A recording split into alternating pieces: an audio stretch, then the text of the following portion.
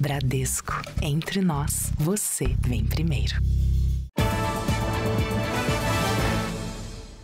Boa noite. Boa noite. Depois de 7 anos, a polícia de São Paulo conseguiu prender a mulher acusada de mandar matar uma empresária. Ela foi detida assim que desembarcou no aeroporto. Esse crime aconteceu em 2018. A vítima era cunhada dessa suspeita e foi morta por uma disputa de herança. Assim que o avião pousou no Aeroporto Internacional de São Paulo, em Guarulhos, a polícia prendeu Marlene Barganholo, de 74 anos. Nós descobrimos que esse voo foi antecipado para que chegasse na sexta-feira de manhã. E foi a oportunidade que nós tivemos para capturá-la. Ela é suspeita de mandar assassinar a cunhada Rosana Barganholo, de 54 anos, em junho de 2018. O crime aconteceu em Itu, no interior de São Paulo. Rosana foi morta por 2 falsos clientes que entraram no escritório dela perguntando sobre peças de cerâmica. Após 7 anos de investigação, a polícia desvendou toda a trama, que envolve a família, funcionários e um guarda municipal. Segundo apurado nas investigações, no mesmo dia aí que a Rosana falece, a Marlene passa a administrar e a ocupar a casa que era então da Rosana. Segundo a investigação, Marlene foi para os Estados Unidos 2 semanas atrás, no mesmo dia em que a Justiça emitiu os mandados de prisão contra ela e outros 4 suspeitos de participação no assassinato.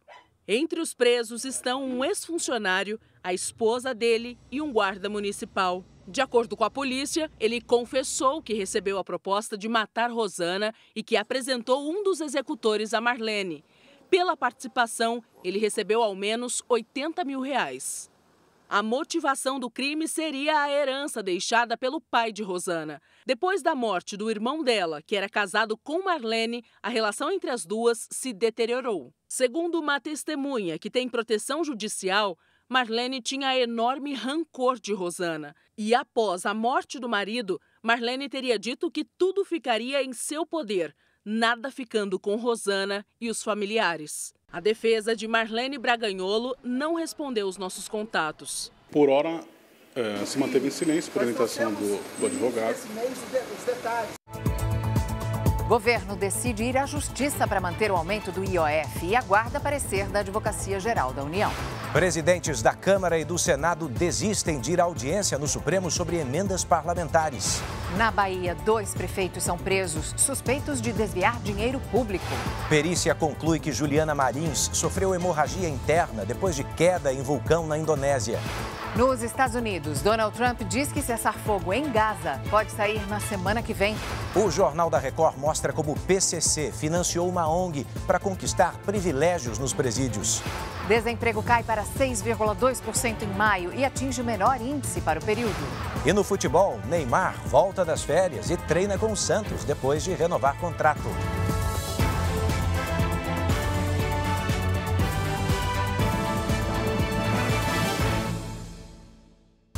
Oferecimento Bradesco, cartões de crédito com benefícios de estrela de cinema.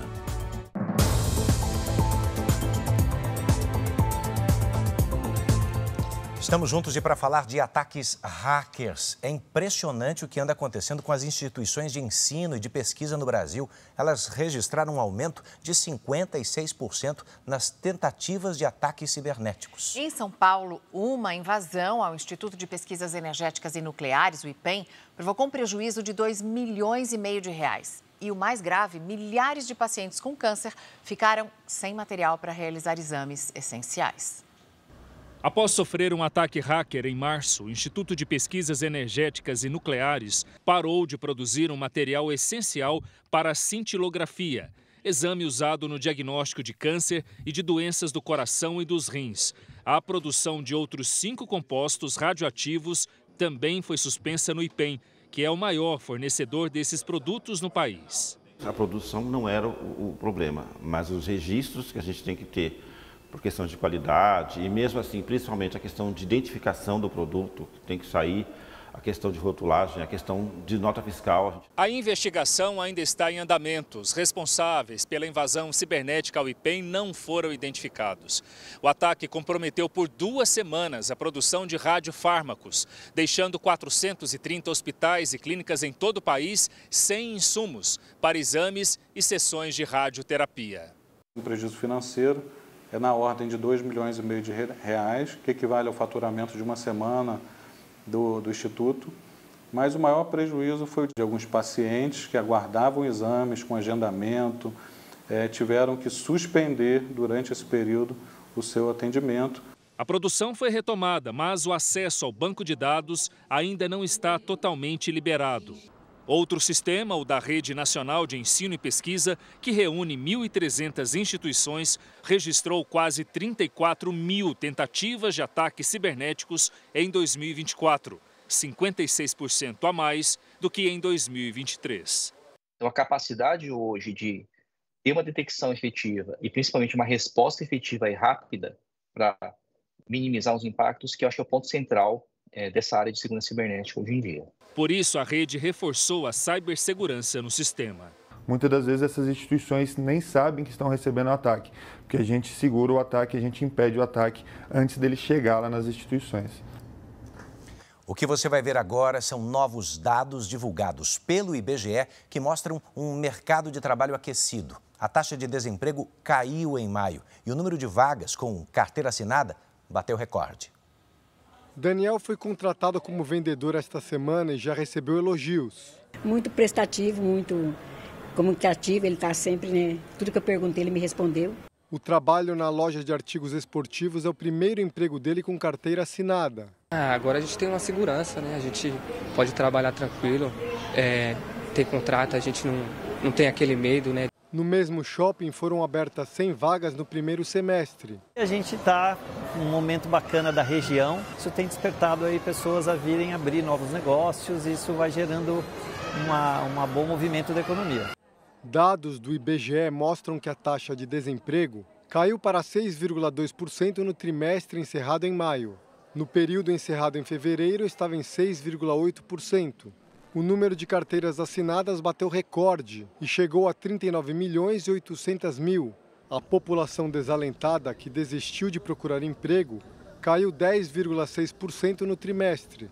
A taxa de desemprego alcançou o menor patamar registrado desde o início da série histórica em 2012.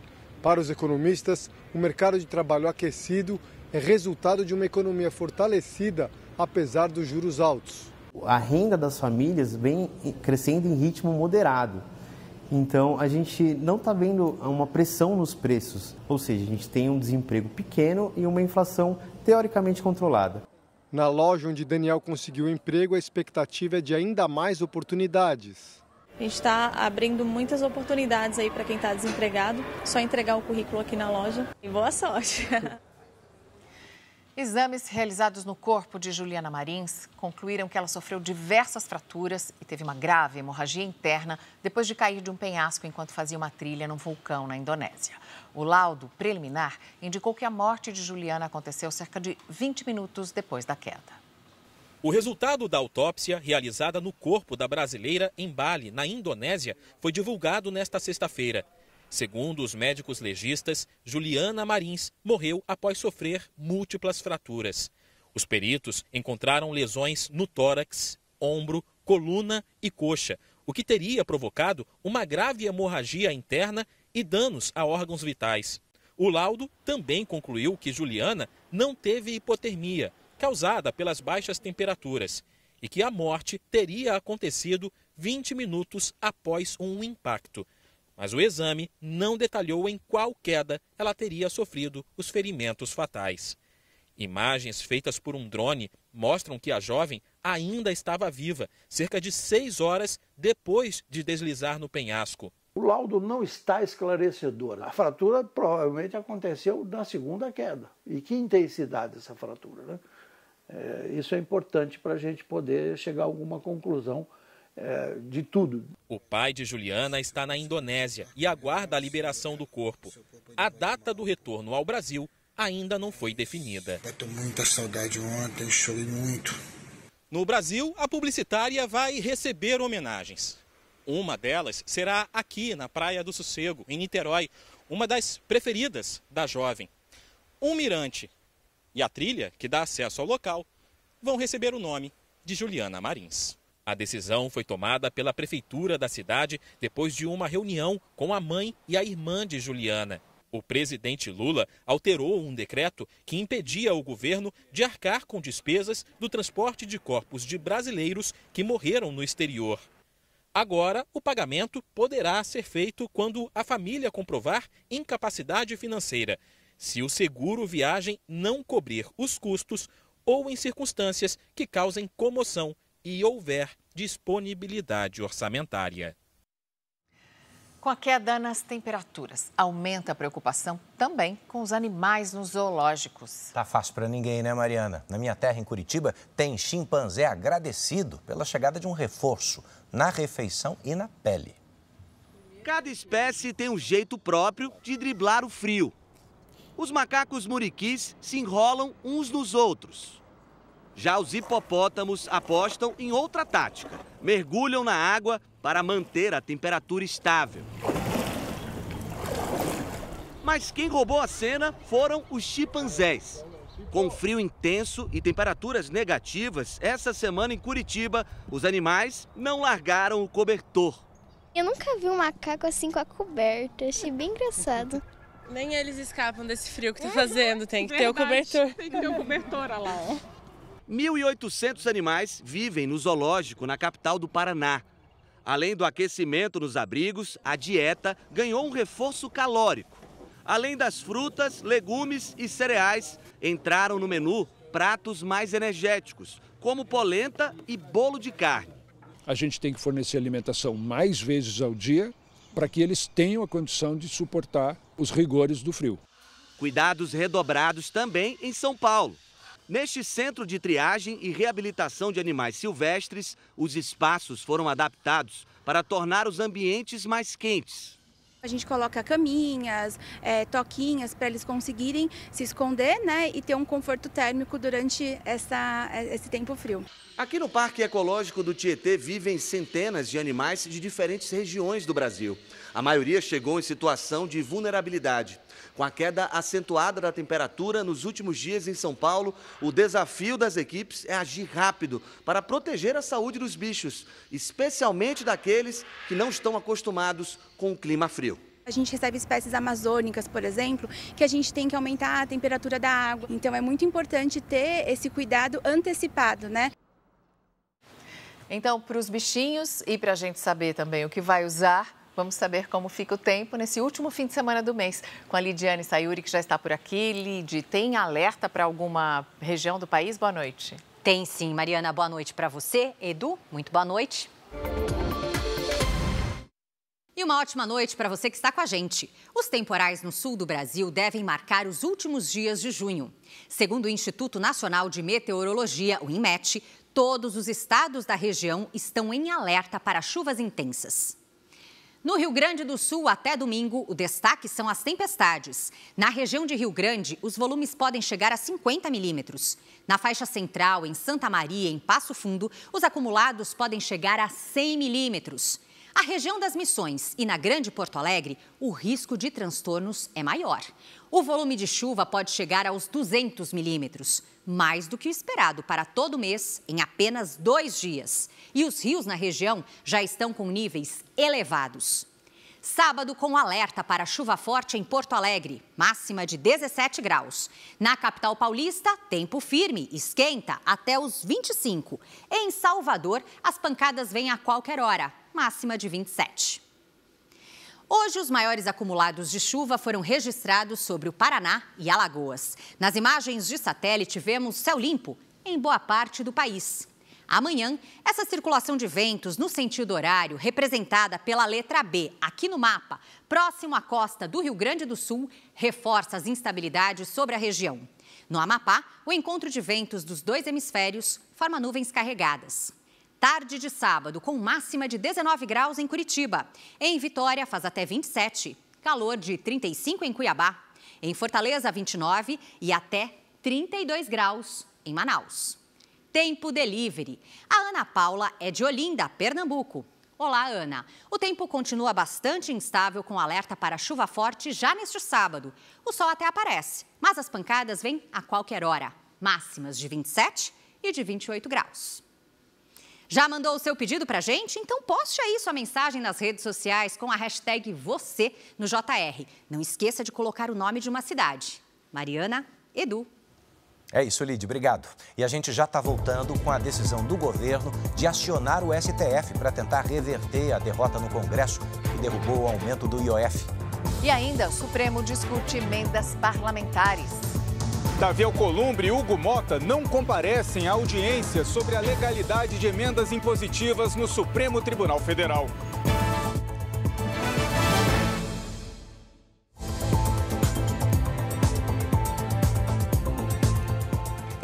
Dados divulgados pelo IBGE mostram que o número de imigrantes voltou a crescer pela primeira vez em 65 anos.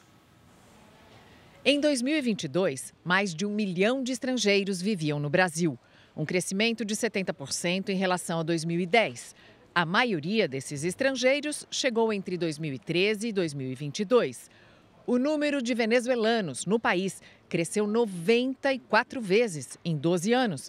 Essa já é a nacionalidade com mais moradores no Brasil e ultrapassou pela primeira vez os portugueses. Roraima é hoje o estado com maior percentual de estrangeiros, quase 13% da população.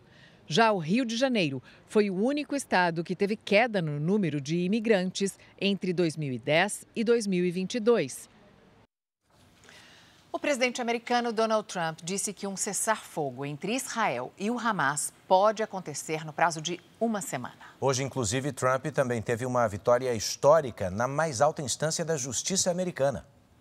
Por 6 votos a 3, a Suprema Corte decidiu que juízes de instâncias inferiores não podem bloquear ordens executivas presidenciais em âmbito nacional. O caso que motivou a decisão diz respeito ao direito à cidadania a todos que nascem em solo americano, uma garantia constitucional. No primeiro dia do segundo mandato, Trump assinou uma ordem executiva para mudar esse entendimento. Para se tornar cidadão americano, a criança tem que ter ao menos um dos pais com residência permanente. Essa decisão da Suprema Corte Americana não trata agora de uma mudança constitucional na lei de cidadania por nascimento. As alterações propostas por Trump só devem começar a ser discutidas em outubro. O que entra em vigor daqui a um mês é a suspensão de decisões estaduais que anulam ordens executivas assinadas pelo presidente americano. Trump comemorou e chamou de grande vitória. Numa conversa com jornalistas, o presidente disse que voltaria a atacar o Irã se o país seguir com a produção de armas atômicas. Trump ainda acusou o líder iraniano, Ali Khamenei, de ingratidão, porque o livrou de uma morte horrível. Ele também anunciou o fim das negociações comerciais com o Canadá, depois que o país impôs tarifas sobre serviços digitais e disse que em breve divulgará as novas taxas. Num evento em que líderes do Congo e de Ruanda selaram um acordo de paz mediado pelos Estados Unidos, Donald Trump falou que o fim da guerra em Gaza está perto. Em uma semana, vamos conseguir um cessar-fogo, disse. Bom, mas é o seguinte, Israel e o grupo terrorista Hamas ainda não se pronunciaram sobre a declaração de Trump ou deram detalhes dos avanços nas negociações. Autoridades israelenses estimam que os terroristas do Hamas tenham perdido mais de 20 mil combatentes desde o início da guerra em Gaza há 1 ano e 8 meses.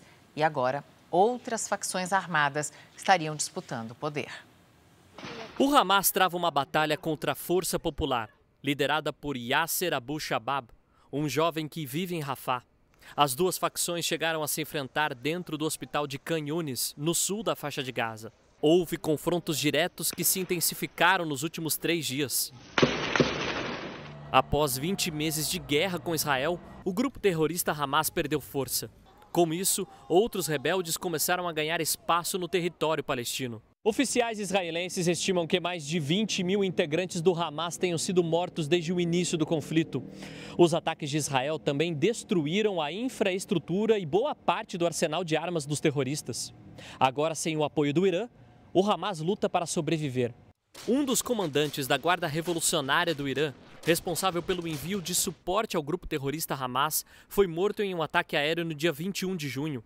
De acordo com a agência de notícias Reuters, o Hamas está sem liderança e age em grupos isolados. O exército israelense divulgou imagens da destruição de mais uma rede de túneis do Hamas, com 1 quilômetro de extensão, no norte de Gaza.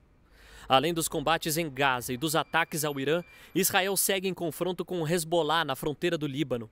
Hoje, Israel atacou uma base no sul do Líbano usada para gerenciar o sistema de defesa da organização terrorista. Não há confirmação de feridos. A seguir, você vai conhecer uma ONG financiada pelo PCC e que era usada para garantir privilégios em presídios. Você vai ver também uma imagem impressionante. Um carro é atingido por um caminhão e cai de uma ponte na Bahia.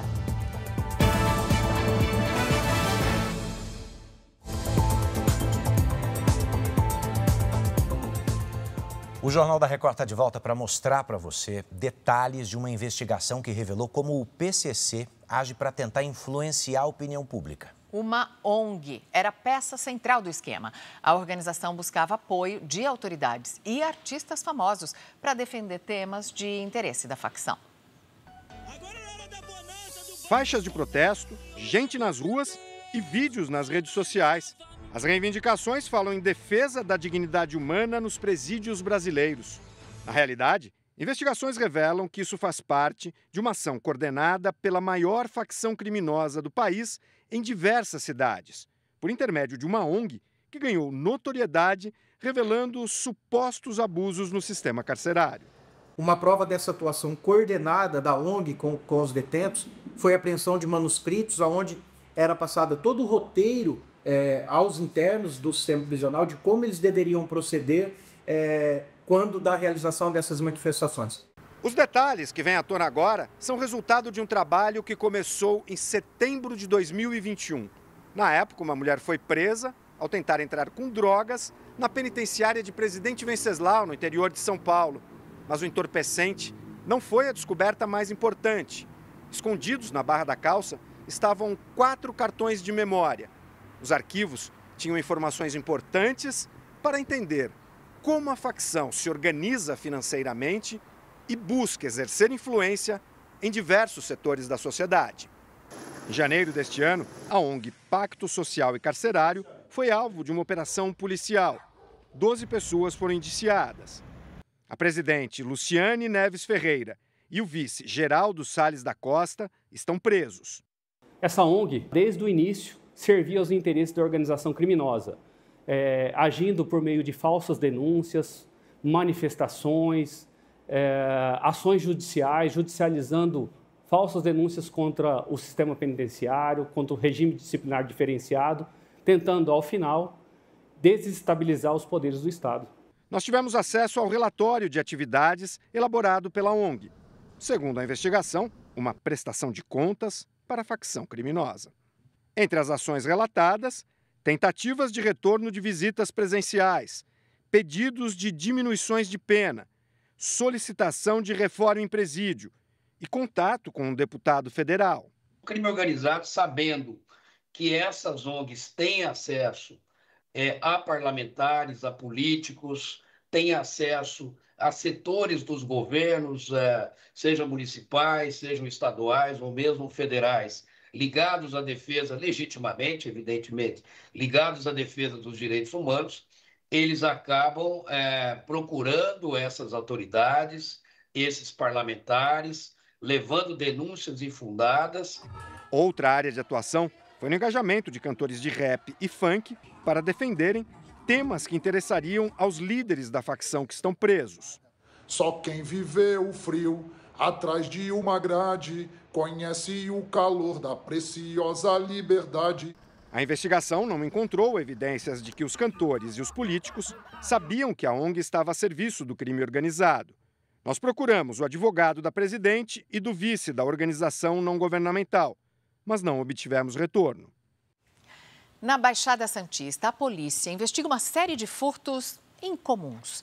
Buzinas de trens estão sendo retiradas muitas vezes com os trens ainda em movimento. Só numa delegacia foram mais de 50 registros este ano. As imagens feitas por um drone mostram um homem de boné e sem camisa. Ele desembarca e esconde um objeto ao lado da linha férrea. Era a buzina do trem. Os criminosos também agem durante a noite. A câmera térmica do drone registra a movimentação dos assaltantes, que se arriscam ao subir no vagão em movimento.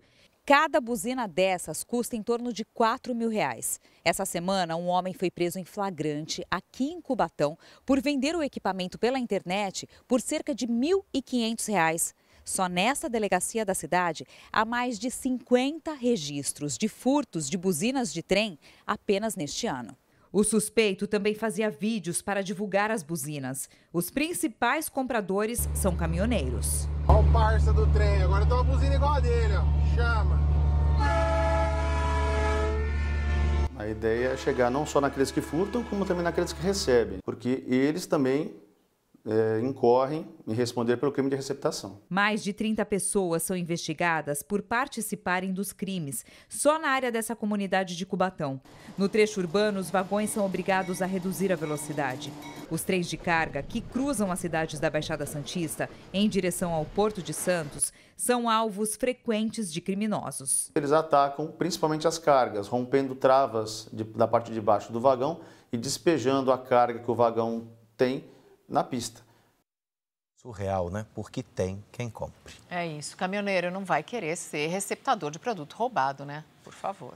Vamos para o Rio de Janeiro agora. A Prefeitura apresentou os planos operacionais e de segurança que vão ser usados durante a reunião do Grupo dos BRICS, o grupo das principais economias emergentes do mundo. O evento deve receber mais de 4.000 participantes de 37 países a partir da semana que vem. O homem armado faz um refém. Logo em seguida, um helicóptero é acionado. Policiais civis e militares correm pelo terminal e conseguem dominar o criminoso e socorrer a vítima. A simulação é para treinar a segurança durante a cúpula do BRICS. As Forças Armadas também vão atuar no evento, que deve reunir em julho os chefes de Estado das maiores economias emergentes do mundo. Hoje, a Prefeitura anunciou o esquema para reduzir impactos na mobilidade urbana. Alterações também no espaço aéreo. No aeroporto Santos Dumont vão ser proibidos pousos e decolagens de aviões comerciais. Todos os voos domésticos serão transferidos aqui para o Galeão. As mudanças devem acontecer entre os dias 4 e 7 de julho. O Galeão está pronto e preparado para ser a principal porta de entrada do Brasil. Ele foi construído para isso, tem uma capacidade de quase 40 milhões de passageiros ano.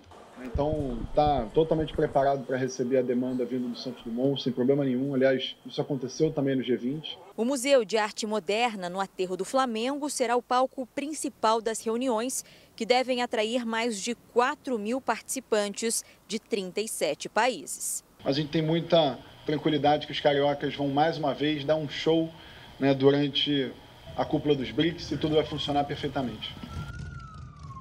O presidente Lula decidiu acionar o Supremo Tribunal Federal para tentar reverter a decisão do Congresso que derrubou o aumento do IOF. O governo pediu à Advocacia Geral da União que avalie quais medidas jurídicas devem ser adotadas.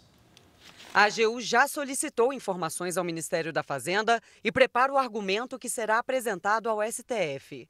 A decisão de Lula uniu todos os núcleos do governo, inclusive a ala política do Executivo, que antes resistia à judicialização. O governo contava com a arrecadação de 10 bilhões de reais com o decreto que aumentava o IOF para evitar novos cortes no orçamento. Hoje, o PSOL pediu ao STF uma medida cautelar contra a rejeição do decreto. Em resposta, o presidente do Republicanos, deputado federal Marcos Pereira, afirmou que é preciso aceitar que a batalha foi vencida no parlamento, com quase 400 votos a favor da derrubada do imposto.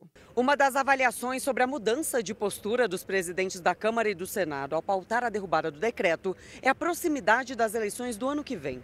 A estratégia seria desgastar Lula e abrir espaço para um candidato de centro. Hoje, em viagem ao Tocantins, o presidente fez anúncios de programas sociais. Nós vamos acabar com o Vale Gás.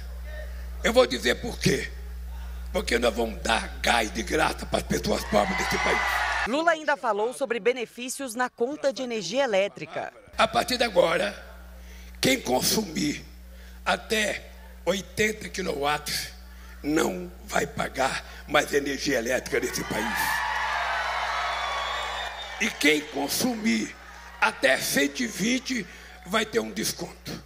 O presidente também citou a isenção do imposto de renda. Nós mandamos um projeto de lei para o Congresso Nacional, isentando todas as pessoas que ganham até R$5 mil de pagar imposto de renda. E decidimos que quem ganha acima de 1 milhão por ano, presta atenção, quem ganha acima de 1 milhão por ano vai pagar um pouquinho. Eles não querem. No final da tarde, o presidente Lula retornou a Brasília. O ministro da Fazenda, Fernando Haddad, participou de uma palestra na Faculdade de Direito da Universidade de São Paulo. Depois da derrota do governo no Congresso, Haddad disse que não vai desistir da luta por justiça social no país. Na faculdade onde foi presidente do centro acadêmico, Fernando Haddad falou para os alunos por 20 minutos. Ele comentou os desafios da política e disse quais são as prioridades do Ministério da Fazenda. E o presidente Lula disse uma frase, estava no meio da campanha, e ele falou assim: eu quero colocar o pobre no orçamento e o rico no imposto de renda. Ele falou isso. Eu falei, pô, boa ideia. No discurso, o ministro da Fazenda não fez referência direta à derrota no Congresso que impediu o aumento do IOF, mas defendeu o que chama de justiça tributária no país. Haddad disse que ajustes fiscais, historicamente, são feitos com perda de direitos dos mais pobres.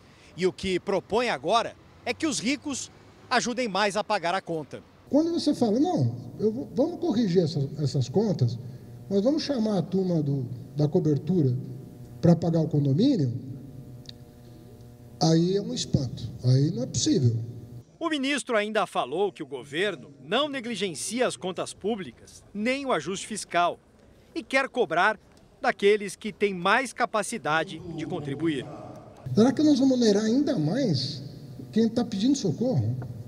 No momento que o país precisa fazer qualquer movimento no orçamento, vamos olhar para quem não comparece, e não comparece historicamente. O Supremo Tribunal Federal discutiu hoje a obrigatoriedade do pagamento de emendas parlamentares pelo Poder Executivo. Os presidentes da Câmara e do Senado, que foram convidados, não participaram do debate. A audiência pública foi convocada pelo ministro Flávio Dino, do Supremo Tribunal Federal, que é relator dos processos sobre emendas parlamentares na Corte. Os presidentes do Senado, Davi Alcolumbre, e da Câmara, Hugo Mota, não compareceram. Eles enviaram os advogados das duas casas para defender a constitucionalidade. O orçamento deste ano destina mais de 58 bilhões de reais para as chamadas emendas impositivas. Eu vou muito à audiência no interior porque você tem parlamentares em todos os cantos do Brasil, e eu vejo como os parlamentares, Michel Dini, eles têm orgulho de mostrar aquele postinho de saúde, que ele arrumou uma emenda. As emendas parlamentares alcançam 92% dos municípios brasileiros. A impositividade, ela vem para assegurar a participação de partidos e parlamentares da oposição antes preteridos na alocação de recursos públicos. Em outras palavras, a impositividade surge como um importante instrumento de preservação das minorias parlamentares na alocação de recursos públicos orçamentários. O debate ocorre logo depois da derrubada pelo Congresso do decreto que aumentava as alíquotas do IOF, Imposto sobre Transações Financeiras. Deputados e senadores alegam que o Palácio do Planalto e o STF atuam juntos para reduzir a influência do Legislativo sobre o orçamento. Tese negada pelo ministro Flávio Dino.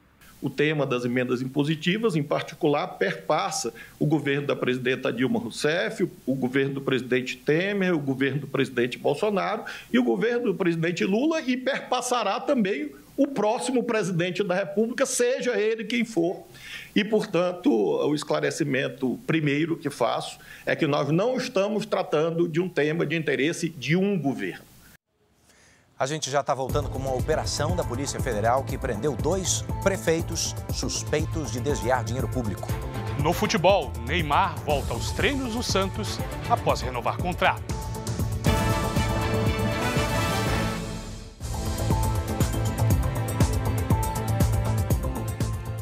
Estamos de volta para você saber que na Bahia, 2 prefeitos foram afastados do cargo e presos em flagrante durante uma operação da Polícia Federal que investiga o pagamento de propina e o desvio de emenda parlamentar.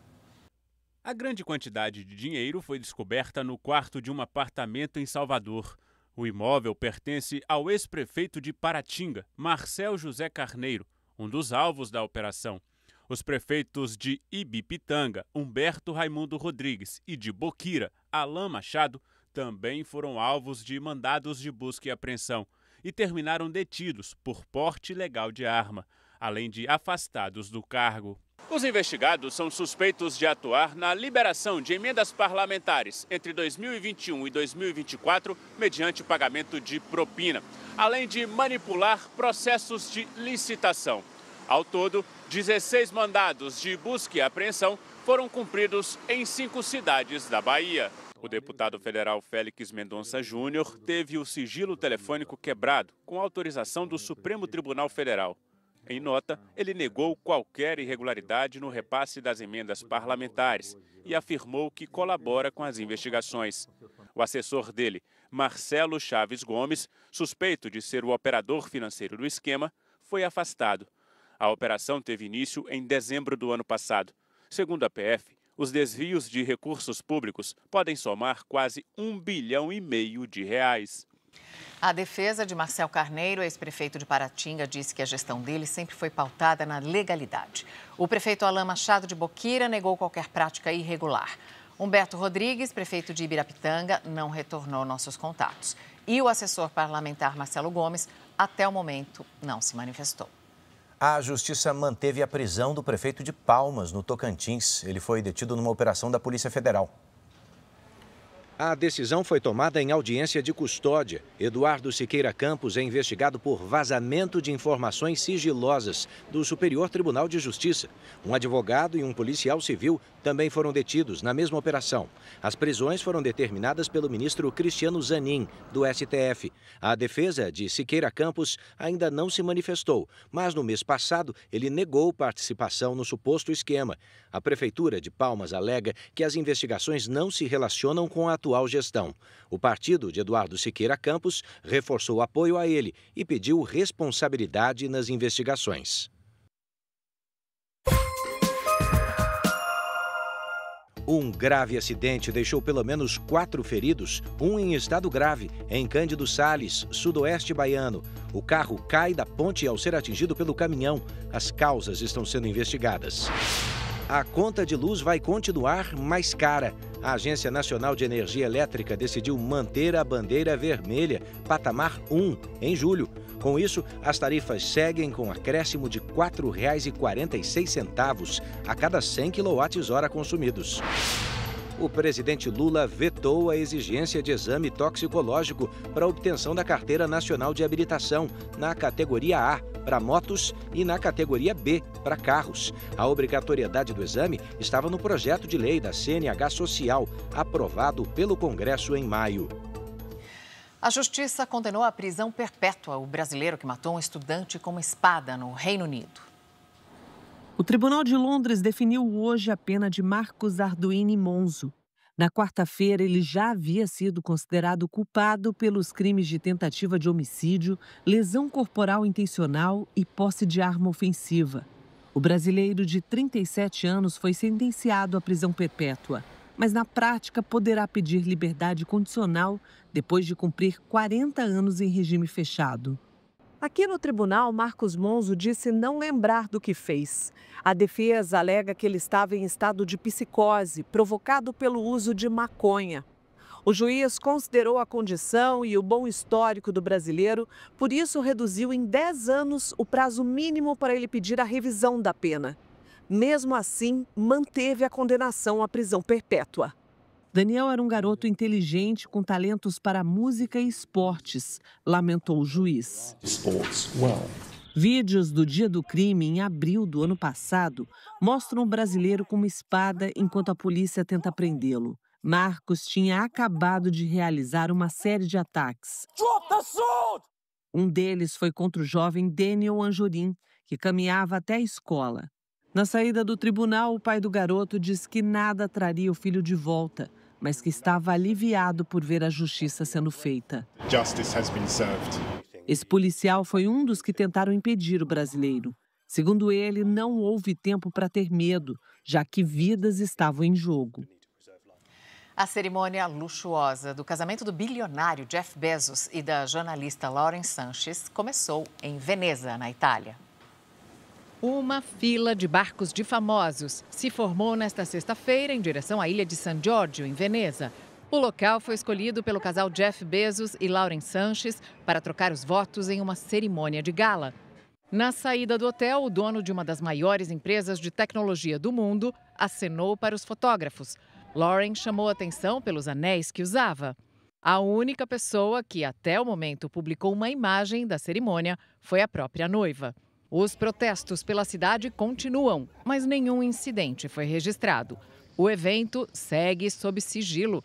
A expectativa é de que amanhã o casal faça uma festa com mais de 200 convidados no Arsenale, um dos pontos mais tradicionais de Veneza. Os times brasileiros começaram a voltar aos treinos depois das férias de meio de ano. Até a volta do Brasileirão, no dia 13 de julho, são 15 dias de preparação. Bruno Lohans está com a gente hoje. Bruno, muito boa noite a você. Tempo precioso aí no meio da temporada, né? Boa noite, Mari. Boa noite, Edu. Um tempo preciosíssimo. Dá para melhorar fisicamente, evoluir taticamente e dá também para conhecer novas peças ou então velhos conhecidos que retornam aos treinos. Neymar, inclusive, voltou aos treinos do Santos depois de renovar o seu contrato. Memphis é outro esperado amanhã no Corinthians, depois que o Timão pagou parte da dívida que tinha com o holandês. As férias serviram para a manutenção dos motores. Alguns clubes tiveram que comprar novas peças. Outros recorreram a novos pilotos. É o caso do São Paulo. O técnico Hernan Crespo já deu o primeiro treinamento nessa volta ao tricolor paulista. O argentino ainda não pode contar com o principal jogador do time. Lucas segue em tratamento por causa de uma lesão no joelho. Já o meio-campo Oscar está totalmente recuperado. O São Paulo largou na frente na retomada aos treinos porque precisa se recuperar no Campeonato Brasileiro. O clube quer aproveitar o período para testar atletas que estavam lesionados e organizar amistosos para voltar preparado para a competição. No Santos, os jogadores já retornaram. Todos os olhares estavam voltados para Neymar. Durante as férias, o clube e o jogador renovaram o contrato até o fim do ano. É um período de ajustes táticos, é um período de ajustes técnicos e é um período de ajustes físicos. Em Minas Gerais, o Cruzeiro voltou sem reforços, depois de várias movimentações no início do ano. O time mineiro quer fazer contratações pontuais nessa janela de transferências. Já para o Fortaleza, os 12 dias de pausa foram agitados. O técnico Juan Pablo Vojvoda pensou em deixar o clube, mas decidiu ficar depois de várias reuniões com a diretoria. Como estamos numa situação muito complicada no Brasileiro, óbvio que o nosso foco é sair dessa situação o mais rápido possível. O Corinthians se reapresentará neste sábado. A expectativa é alta para o retorno de Memphis Depay, depois que o clube quitou parte da dívida que tinha com o atacante holandês. Agora estão definidos os confrontos das oitavas de final e o caminho traçado até a decisão do Mundial de Clubes. De um lado, teremos o clássico brasileiro entre Palmeiras e Botafogo. O vencedor vai ter pela frente Benfica de Portugal ou Chelsea da Inglaterra. A Inter de Milão vai pegar o Fluminense e o Manchester City da Inglaterra jogará contra o Al Hilal da Arábia Saudita. Do outro lado da chave, o Paris Saint-Germain da França vai enfrentar o Inter Miami dos Estados Unidos. O Flamengo vai pegar o Bayern de Munique da Alemanha. O Borussia Dortmund, também da Alemanha, vai jogar contra o Monterrey do México. E o clássico europeu entre Real Madrid da Espanha e Juventus da Itália fecha os confrontos das oitavas de final. A Paloma Totti bateu um papo exclusivo com o atacante Rafinha, do Barcelona, um dos favoritos ao título de melhor jogador do mundo nesta temporada. Ele contou como foi o encontro com o técnico Carlo Ancelotti, que era rival na Espanha e agora comanda a seleção brasileira. O Ancelotti te dá um abraço, um beijo, mas assim, ele fica abraçado com você. Me conta um pouco disso, antes rivais e agora unidos por um objetivo muito maior, né? Gigante. Como é que foi essa cena para você também? A gente sempre se respeitou e se deu bem dentro do possível, como rivais. Sempre fui, cumprimentei ele, ou ele vinha me cumprimentava depois dos jogos. Ele me abraçou, me beijou e falou para mim como é bom te ter no meu time. E isso para mim foi muito marcante, porque cara, o significado que isso tem para mim é que eu estou entregando o meu trabalho da maneira que eu tento, estou exercendo aquilo que eu tenho que fazer dentro de campo, e isso está sendo reconhecido, isso é muito gratificante. A entrevista completa você confere no Sport Record, logo depois do Domingo Espetacular. Mariana, Edu. Valeu, Bruno. Obrigada. Boa, já quero ver. Olha, o Jornal da Record está terminando, mas à 00:30 tem mais JR. Quer rever alguma coisa? Tem tudo lá no Play Plus e nas nossas plataformas digitais. Lembrando, a programação da Record está disponível ao vivo e de graça no Play Plus. Agora você fica com a novela Força de Mulher e logo depois de Reis, você acompanha o Power Couple. Boa noite. Boa noite. Bora para a próxima.